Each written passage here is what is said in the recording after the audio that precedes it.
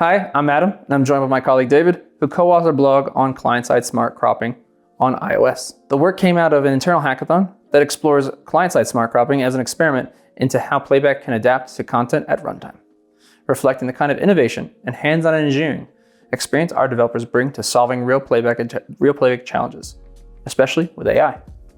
What makes smart cropping at playback time worth looking at now? Where'd you come up with this concept? So nowadays, a lot of content is perceived and watched on mobile phones, and mobile phones usually have those vertical screens, and a lot of content and the catalogs and content that is filmed is still filmed in landscape, and therefore not perfectly framed for those platforms. And we were looking and experimenting with options to improve that whole situation. Imagine watching a sports game, and when you just take the center of the frame, then a lot of action might be missed left and right of the viewport, and therefore we experimented with options to do that on the client side to help the end user experience and help those platforms like social media, for example, to have a better viewing experience of the content. Apart from what is a typical workflow that they're utilizing for cropping now, and this of course with AI on client side, what is typically the workflow that cropping is done on? Typically until now, you have to basically manually extract the interesting parts of those videos, of this content. For example, highlight clips, generate highlight clips.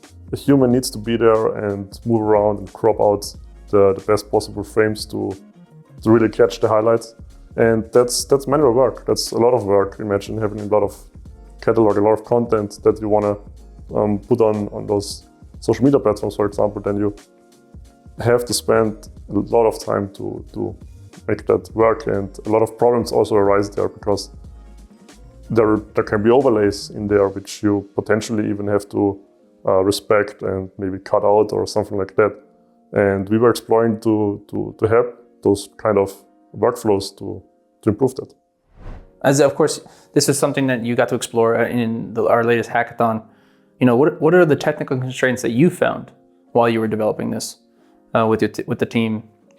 And how'd you get by them? What were you able to achieve? So the idea in the hackathon was to utilize AI to find interesting points of the content and move the frame accordingly and crop it accordingly.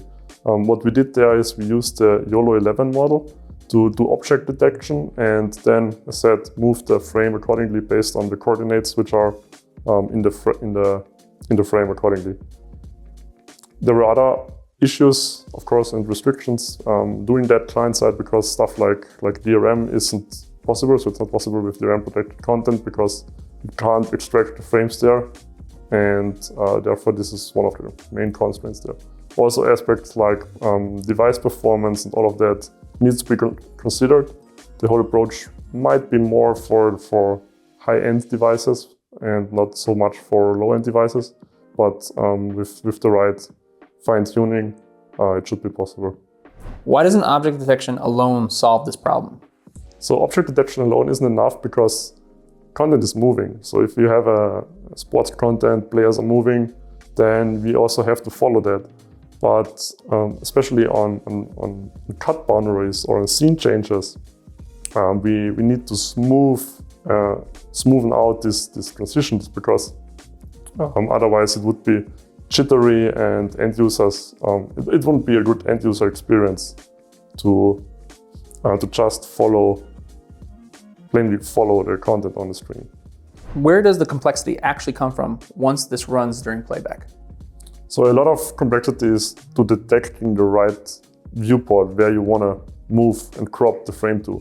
Because object detection alone isn't enough, because there can be multiple objects, especially sports content. There are many players on the field, but you have to find the real point of interest where you want to move the frame to.